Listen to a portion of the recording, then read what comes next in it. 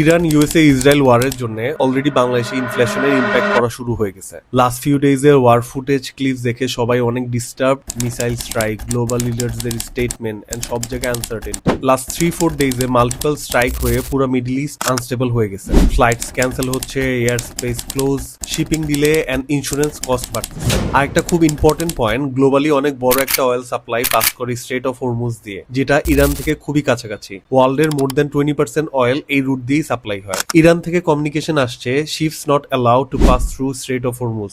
And এই supply ডিসরাপশনের জন্য গ্লোবালি অয়েল প্রাইস বেড়ে যাচ্ছে। And most challenging part, Bangladesh almost 100% crude oil import করে এবং আমাদের অনেক বড় একটা অংশ গালফ রিজন থেকে আসে, যেটা হরমুজ রুটের উপর ডিপেন্ডেন্ট। যদিও কমার্স মিনিস্টার খন্দকার আব্দুল মুক্তাদির বলছে যেটা নিয়ে আসলে কনসার্ন হওয়ার কিছু নাই, বাট সিচুয়েশন যেদিকে যাচ্ছে, fuel price is going up, যেই কারণে transportation cost will go up, as a result food price will go up, which means চাল, ডাল, সবজি, মাছ সবকিছুর দাম আস্তে আস্তে বাড়তে থাকবে। এন্ড পাশাপাশি একটা সাইলেন্ট ইম্প্যাক্ট স্টক মার্কেটেও দেখা যাচ্ছে। ফান্ডামেন্টালি স্ট্রং এবং পারফর্মিং স্টক গুলাও প্রাইস ড্রপ করতেছে প্যানিক সেলিং এর জন্য। Second problem, dollar. হিস্ট্রি দেখলে দেখা যায় প্রতিবার গ্লোবাল ওয়ার বা ক্রাইসিসের সময় ইউএস ডলার স্ট্রং হয়ে যায়। যেহেতু ডলার গ্লোবাল ট্রানজাকশন কারেন্সি, তাই ক্রাইসিসের সময় সবাই ডলারে শিফট করে। ডলার স্ট্রং মানে টাকা উইক, এন্ড টাকা উইক মানে ইম্পোর্ট কস্ট আরো অনেক বেশি। Result, medicine, baby food, edible oil আরো সবকিছু অনেক বেশি এক্সপেন্সিভ হয়ে উঠবে। তাই ওয়ার 1000 কিলোমিটার দূরে হলেও ইম্প্যাক্ট আপনার আমার পার্সোনাল লাইফে পড়তেছে।